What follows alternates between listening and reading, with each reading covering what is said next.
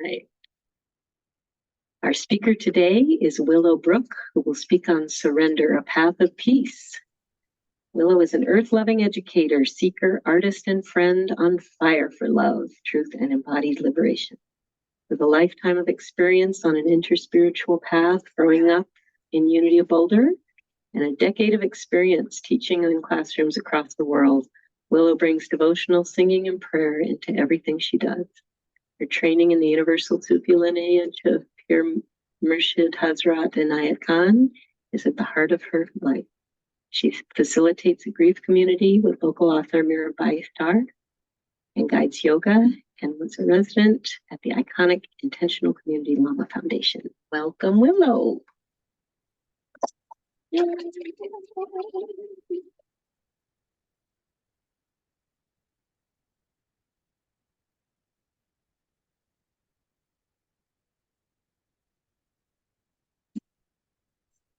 Okay.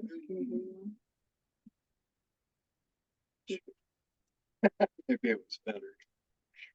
Okay.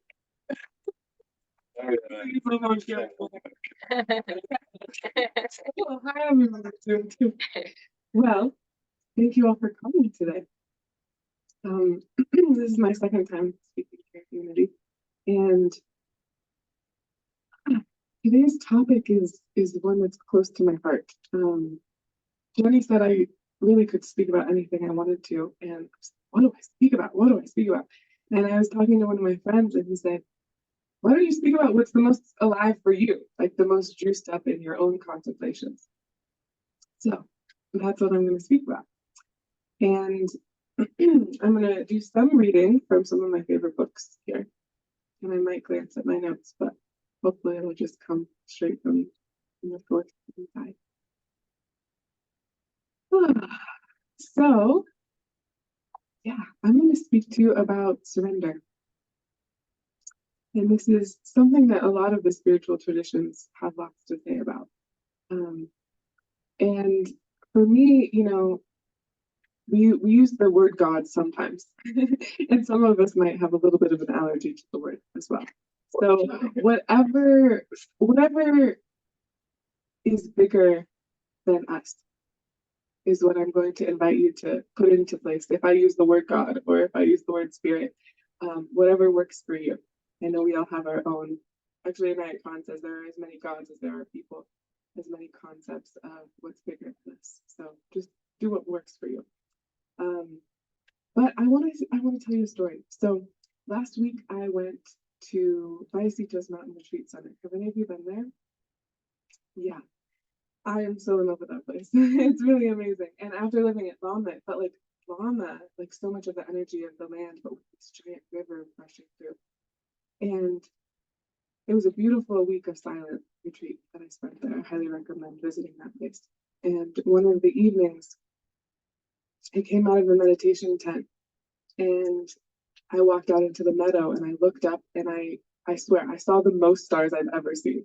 And I've seen a lot of amazing stars, but I really fully saw the Milky Way. And I just literally jaw dropped. I think I emoted some sound even though we were in silence. And I just laid there and looked at the stars for like an hour. And there's something, I think all of us having lived here for sure, gaze up at the stars from time to time when it's not raining and cloudy. And there's an awe.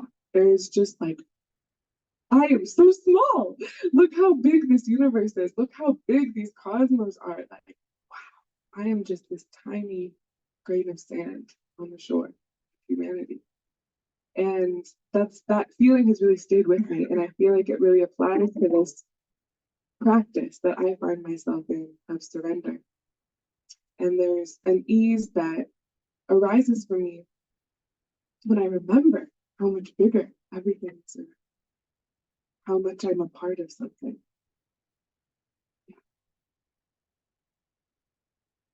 So I'm gonna use the orientation of Islam because it's the practice, it's the path that I'm the most steeped in. And I think it's so tragically misunderstood in the West. And I feel like it's part of my mission to bring more of an understanding of how much beauty and peace is in the path of Islam. And of course, all paths have shadows. And Islam, the word Islam, actually means the peace that arises from our surrender. And that just never gets old for me to chew on. And my goal of today is just to give you some things to chew on, food for thought in the realm of surrender, because so often our associations to surrender have to do with war or intensity of like giving up or defeat. And to marry peace with surrender, to me, something like synthesizes. And it's not often an association that I would typically make. So in Islam, it is the practice of surrender. That is the path of Islam. And that does not mean that it's a path of giving up or of passivity. You know, just like Jenny was saying, that peace thing, it's a doing thing. And so it's the way that we approach surrender is more about recognizing that which is out of our control, that which is beyond us, while still showing up to this material world. That it's not about giving up on everything that's in form, but that there's a recognition that there's something beyond us. There's something, and something, even when I say that, something in my belly just like loosens. There's something beyond us. And that act of surrender, it's not for the faint of heart. It's an act of courage, in fact, to choose to show up in an orientation of surrender. And so there's also the sayings of the Blessed Prophet Muhammad. If you know about the hadiths, there's lots of things he said, like many prophets, say a lot of brilliant, beautiful things when they're on earth, and then people around them write them down. And one of the things that Muhammad said is trust in Allah, trust in God, trust in the unfolding of the universe, and tie your camel. So trust and don't neglect your day-to-day reality. Like somebody could come and your camel could walk off, like tie it up, you know? So still care for our reality and orientation toward justice, right? Racism, war, so many things that need our attention, and it's not to neglect them. And so I'll just clear this little seed because this is the thing that's the most alive for me. If we still tie our camel, and if there is still an energy of showing up to the world, how much effort happens within our surrender? How much do we effort? And how much can we surrender in that effort? And so that's just the juiciest thing for me. And as I was thinking about this, I was going on a walk last night, sunset, at the gorge, and chewing on this for myself. And wondering if there is a way to rest in the unfolding of life. And that all of the actions that I take can rise out of that rest. That there's some kind of foundation of trusting in what is bigger, of trusting in the cosmos, of trusting in the Milky Way, the cycles of life and death. You know, I think often I just did a training for doulaship, for learning about birth, and just learning about the biology of the human body. I'm like, who designed this? Like, this is, wow, it's brilliant. I mean, obviously we get really distressed when something is not functioning with ease, but there's so much brilliance just in the cycles of life and death that we are a part of, that we can rest in, and that largely take no effort.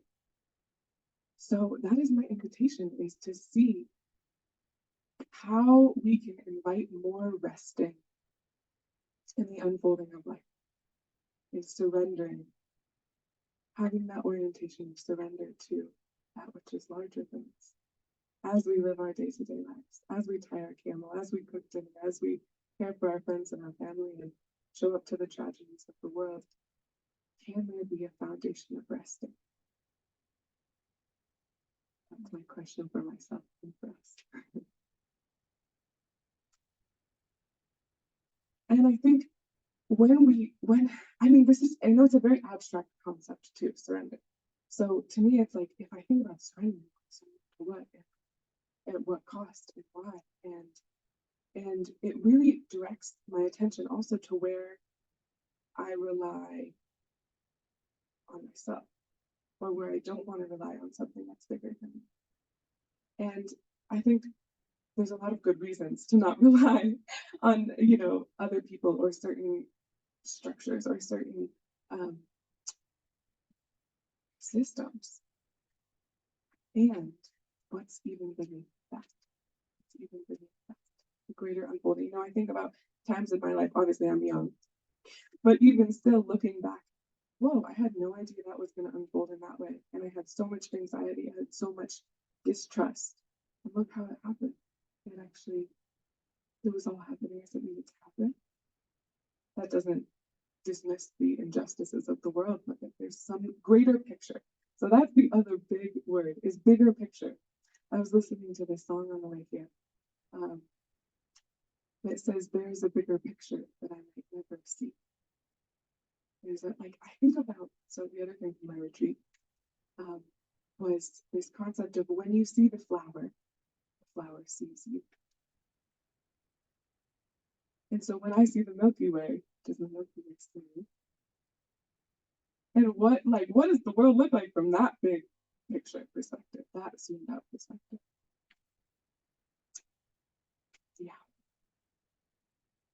So I'm gonna say a few things about the structures of Islam, a little bit more of like a philosophical orientation, so you have something to hold on to around the layers in the philosophy of Islam. So I'm going to take a breath and then from one of my favorite books.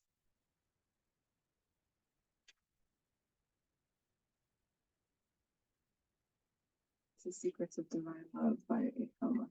You can see it's been loved on a lot.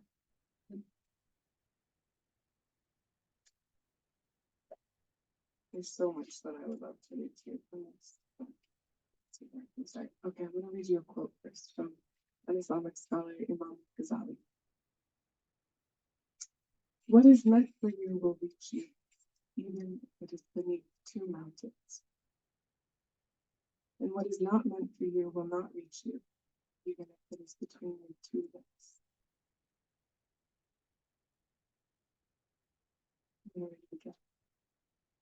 What is meant for you will reach you, even if it is beneath two mountains. And what is not meant for you will not reach you, even if it is between your two lips. Something to chew on.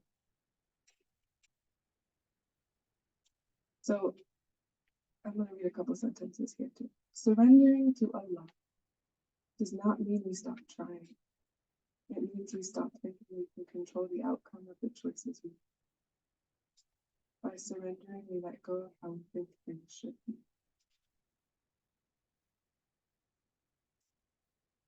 And often when I do the practice of dhikr, there's a story that's recited about three moths. Does anybody know the story of it? Good. I get to be the one that tells it to you. And I know the story as moths, but it's going to be read as butterflies. And first I want to tell you about these three layers of Islam.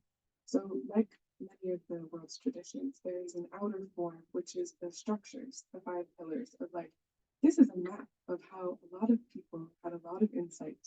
And if you wish, you can follow it. So those are the physical forms, the Salat, the Ramadan, Zakat, all of the physical form ways that we orient towards surrender. And then on the inside, so that's Islam, then on the inner more layer, there's Iman, which is the intellectual understanding of faith. So it's understanding that there's something bigger that we can trust in. There's something bigger that we can have faith in. There's something that we cognitively understand that helps us to have more of a posture of surrender. And then the innermost heart is Ihsan, which is also Tasawa. And that is when we move from trying to be. And there's a direct experience of love itself, a direct experience of proximity, of union, of love, whatever that means to each of us. It's a little nuanced for each of us. But that's the part that I'm the most curious about, is that those moments of, there's an element of discipline, an element of effort that's needed in life. And then there are the moments where something else happens. There's a different energy, rather than a striving as a. So, here's a story about 3 butterflies and a candle flame. I almost brought a candle, but you can just push it. The first butterfly sees the smoke from a flame rising in the distance and declares, I know about love. This butterfly is in the station of Islam because she uses her rational intellect to outwardly deduce from the smoke that she seeks the presence of light. This realm of knowing is known as Imam al-Yaqeen, for the knowledge of certainty. The second butterfly actually sees the light and feels the heat from the flame and declares, I know how love's light and fire can burn. This butterfly is in the station of Iman because she not only intellectually believes in the presence of light, but she has directly experienced the flame. This realm of knowing is known as Yan al-Yaqeen, or the eye of certainty. So there's one butterfly that sees the flame from afar. There's one butterfly that's up close that feels the heat of the flame. The third butterfly flies directly into the flame, dissolving itself within the light. This butterfly is consumed by love, so she has no words to offer. It is in the station of Ihsan because she has disappeared and been entirely embraced by the light of her shape. This realm of knowing is known as Haq al-Yaqeen, or the truth of certainty. The places inside us where we are terrified by the flames of the truth are the places where our ego refuses to relinquish control.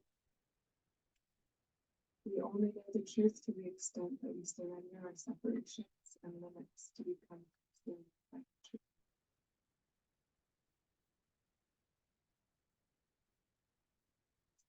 We are called to surrender like grains of salt into the infinite ocean.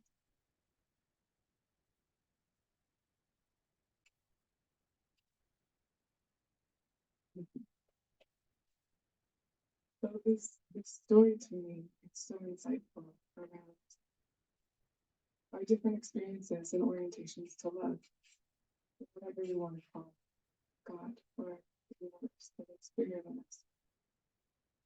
And that third moth that just flies into the flame, that's what I'm curious about. I'm curious about being able to live in a way that I fly into the flame. And it's terrifying. It's confusing. And it's exciting.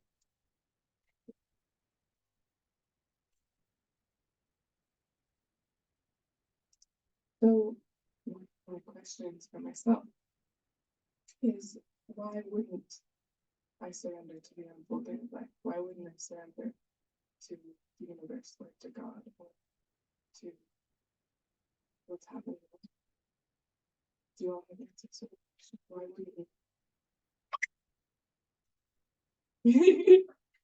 But yeah, what's one of them? Why wouldn't you?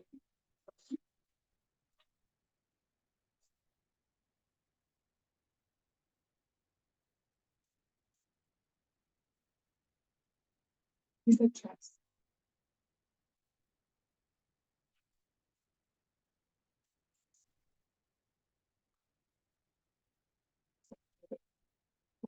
trust is.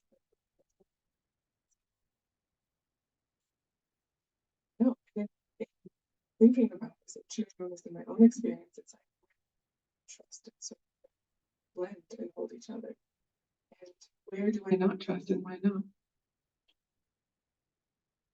And to me, I trust, I have my own edge of like self-reliance, of like, I trust myself in a lot of ways.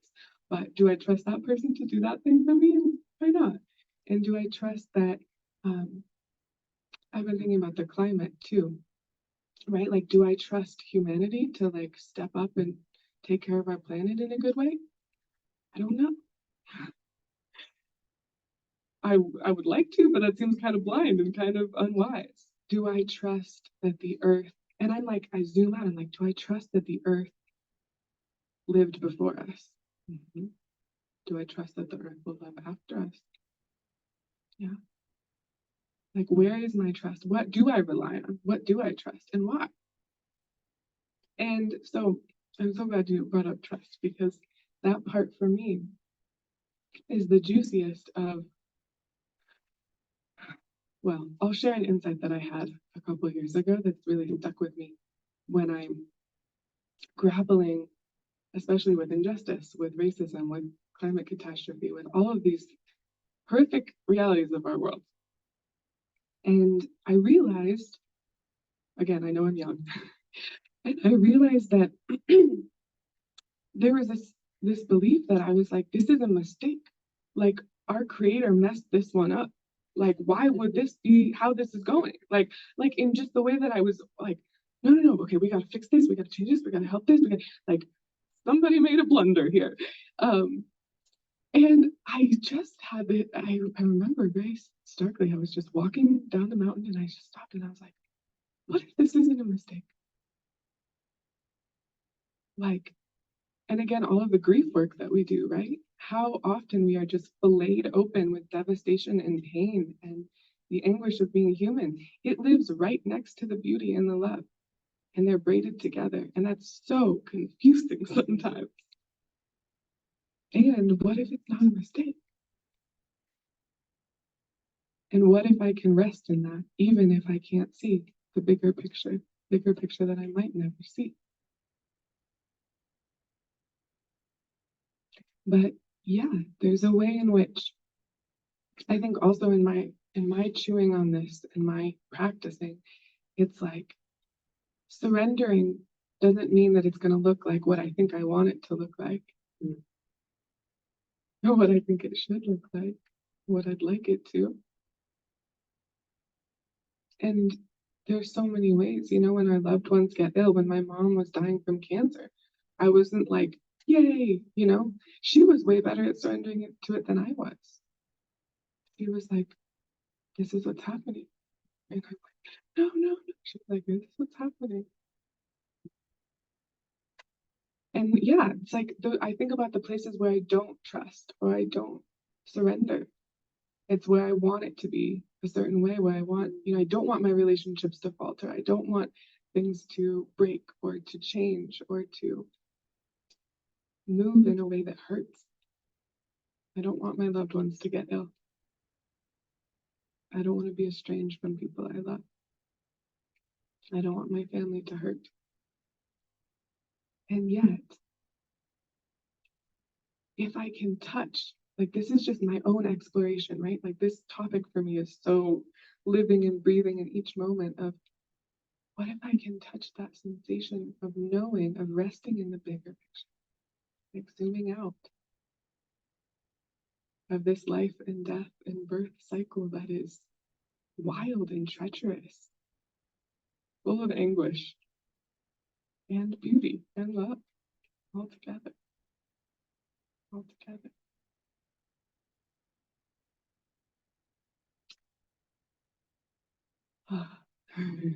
I'm going to bring in one other tradition, the tradition of yoga that I've spent a good amount of time studying. Maybe some of you have too. And again, they have this whole formula of like ethics and all of the limbs to follow and the map to follow in somebody else's footsteps. And The first two limbs are the yamas and the niyamas, these ethical codes of what to do and what not to do. So ahimsa, non-violence and non-stealing and non-grasping, and then the niyamas, cleanliness and generosity, all of these qualities. And after all of those, so there's 10. And the last one of all of these ethical codes is Ishvara Pranidhana, which is surrender. And I remember when I first learned this from my teacher at the time, she was like, it's the shortcut. You can do all of these things. You can go through all of the hoops. You can check all of the boxes. You can, follow the guidebook. And the shortcut is to surrender. I'm like, huh. Again, I feel it in my belly when I say that. There's something that shifts from like an energetic striving to a melting. And what I think that's so contradictory to our Western orientation too. Like I think about my whole chewing on this sense of efforting and I'm like, I have to do this and I have to do this. Like, oh, how much of that is like my Western capitalist socialization and how much of that is true? I don't know. It seems like there's a certain amount of effort that life takes, right? Sometimes it takes effort to get out of bed. Sometimes it takes effort to cook my eggs. But how much is really needed?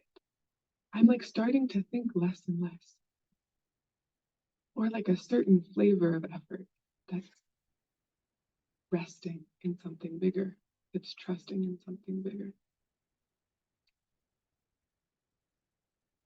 I'll read to you someone else who I love very much. Does anyone know Lala? I'm so in love with Lala for so many reasons.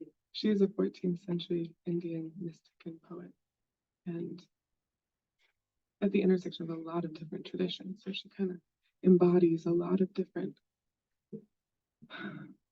truth, mostly the main one. Okay. Lala says, I exhausted myself looking. No one ever finds this by trying. I melted in it and came home, where every jar is full, but no one drinks.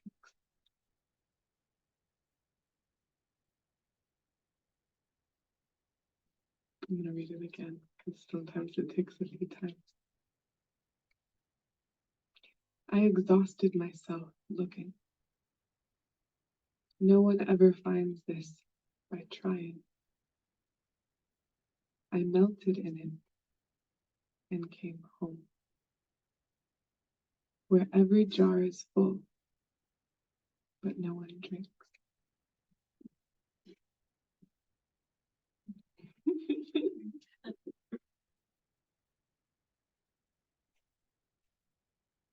Yeah, so that orientation to melting.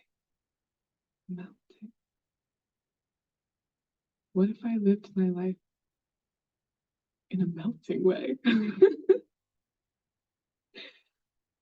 Again, tying my camel. We need to tie our camel. But can I melt and tie my camel? I think maybe I can sometimes. And when I was, again, thinking about what to say to you all today, I was like, what is the sensation of surrender? What does it feel like, right? Like it's such this abstract concept so often. But what is the sensation of surrender? I wonder if any of you can sense it even in this moment. What does it feel like to surrender?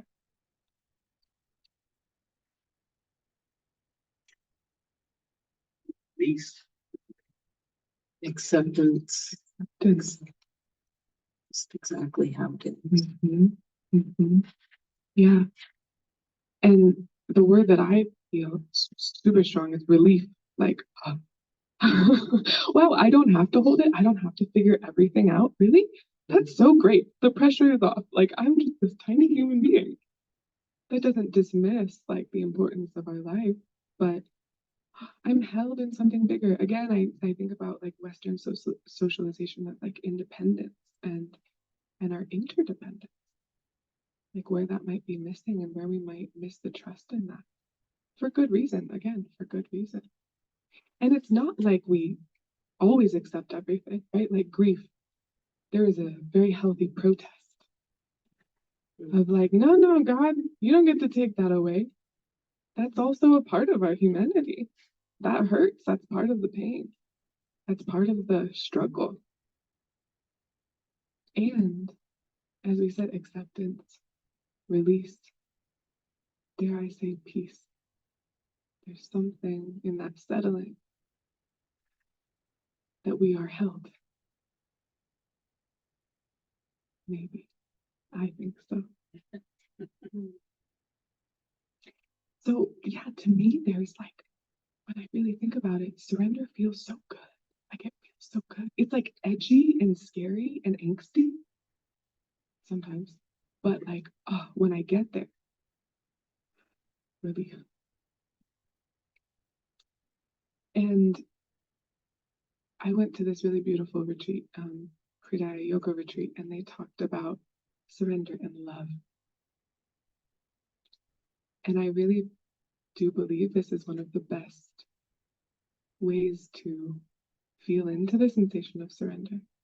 You know, I think about how we speak of falling in love.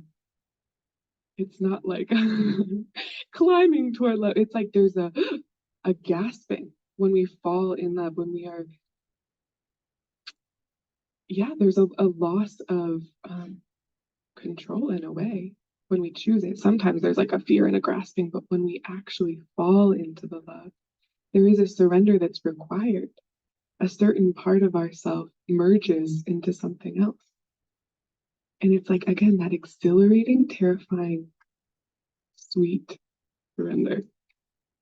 I don't know if any of you can relate. Can you relate to love and surrender and that terrifying sweetness? Yeah. Yeah, and something about, you know, I'm also very interested in reinvestigating all the ways that we kind of crap talk the ego, because the ego is important to have in healthy relation. But also there's a falling away of our ego. I think about, you know, especially as a teenager, some of my friends who would just totally lose themselves in their relationships and their love, because it's like there is a dissolving of our singular self into something bigger in that falling in love. And of course, we can fall in love in so many ways. Romantic love can be the most intoxicating sometimes, but there's so many ways to fall in love, to surrender to that love. And how sometimes it doesn't always feel trustworthy, but there's still this moth to the flame, like, I want to dissolve into that. That feels so good. That feels so good. It's so scary at the same time. So love and surrender. Yeah.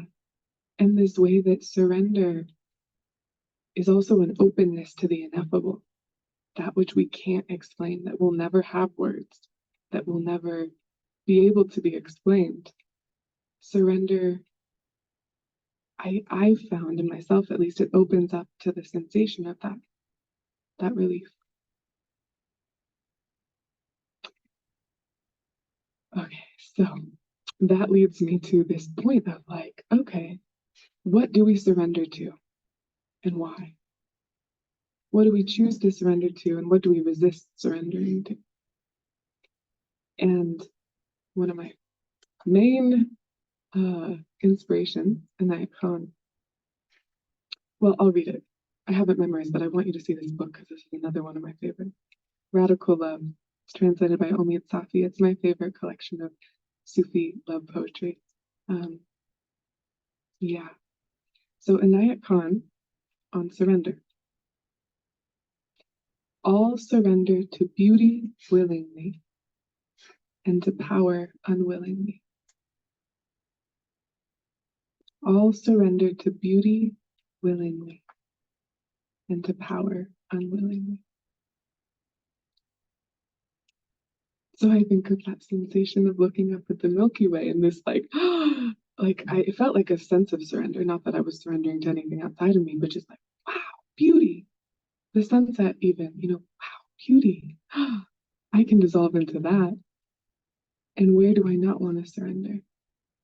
Power, when something feels like, no, no, I don't want to surrender. So my question to myself becomes, how can I surrender to all of the beauty I see? And where can I see more and more beauty? Like one of my friends said, beauty will save the world. Where can I surrender to more beauty and see more beauty and let it be sweet?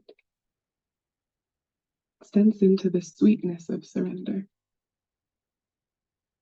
That again, I think there's so many associations to defeat. And there's another way. There's another way, including more sweetness.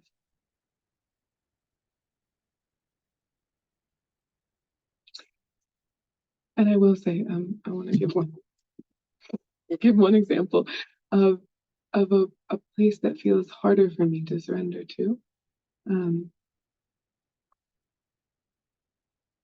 Yeah, I think we probably have a lot of these examples, but one that happens for me, I have this thing that keeps coming back in my life with migraine with aura. So at any time, it can happen. I'll start seeing spots, and then half my body will go numb, and my whole body will shut down.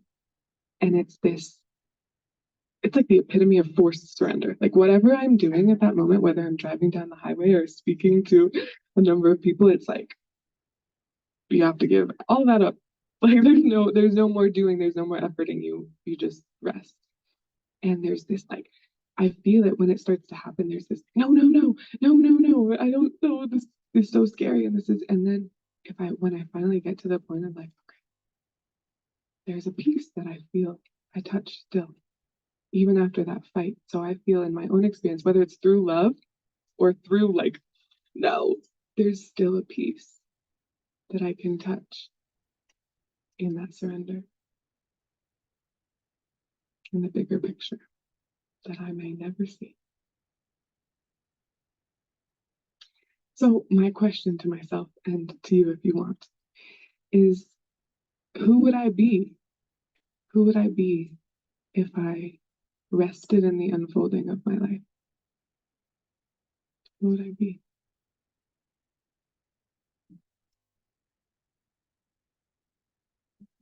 I just wonder for myself sometimes. I'm going to lead us in just a couple minute visualization, and then I'll close this with a song. But I'm going to invite you to just get comfortable in your body. I would have you lay down because that's my favorite posture, but just you can imagine it. Get comfy in your chair and take a breath. Let's just exhale together. And take a deep breath in through the nose and out through the mouth. And just let your body really relax into the chair, into the ground underneath you, into the earth.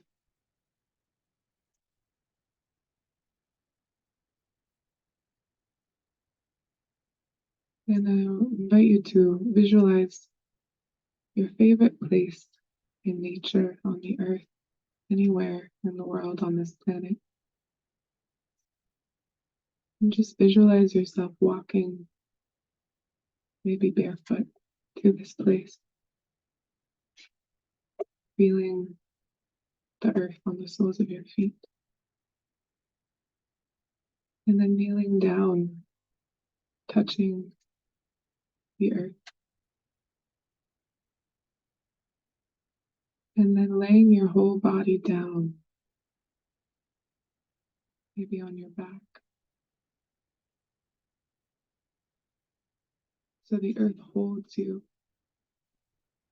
And you look up at the vast sky above you. And just take a breath. How does it feel to fully give your body to the earth? To relax everything. To trust the earth to hold you. And she's always holding you. She always has.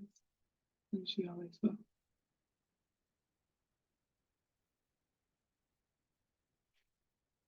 And see if whatever worry, whatever doubt, whatever concern you're holding in your life right now, if you can let it melt into the ground with your body, just let the earth hold it just for these few minutes. What would it feel like to surrender? Knowing that you're not giving up, you're not being passive.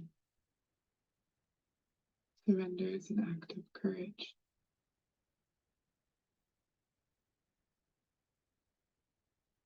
Just see if you can rest in that greater unfolding, bigger picture of this wild life on planet Earth.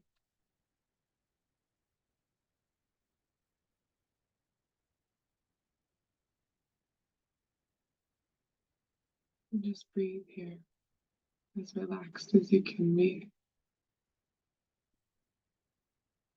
Just noticing, how does it feel?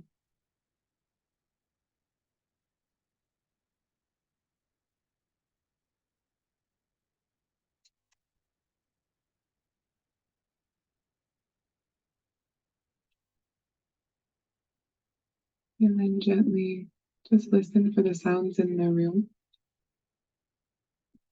My voice, cars, feel your body breathing.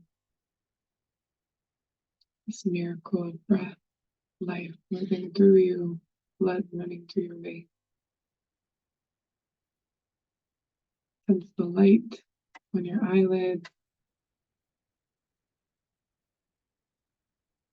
And then gently you can open your eyes as you're ready.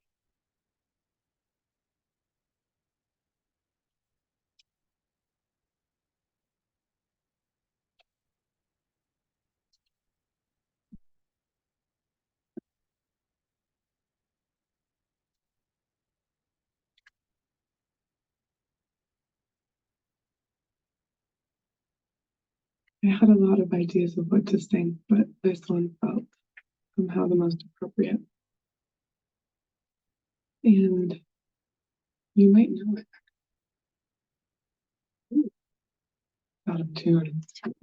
Yeah. I tuned it right before I came.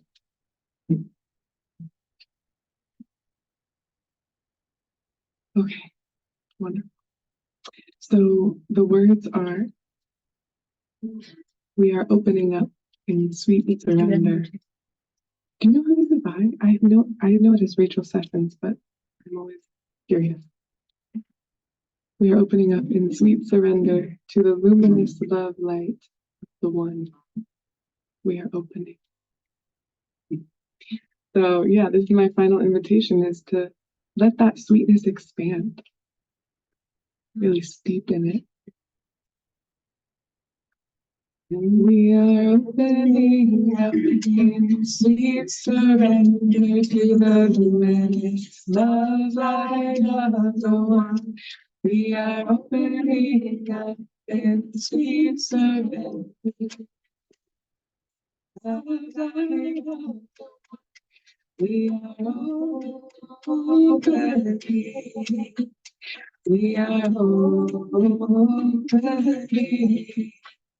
We are opening. We are opening.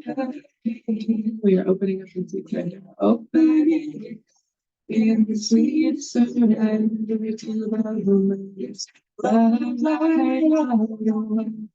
We are opening up in sweet surrender to the luminous love light of the one.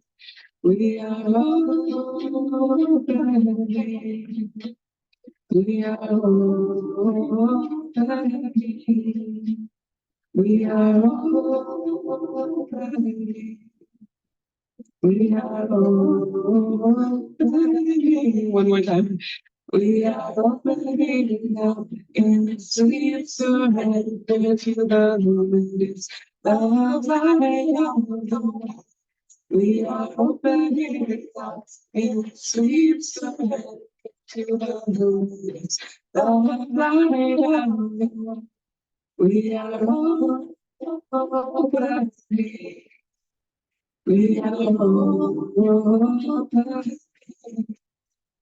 We are all perfect.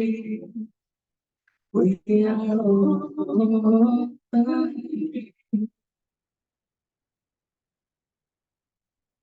Thank you all so much for your sweet, kind attention, letting me just speak up here. Thank you, Jenny. Done, darling. Sing one more song. One more song. We get to sing our love song. Words are up there.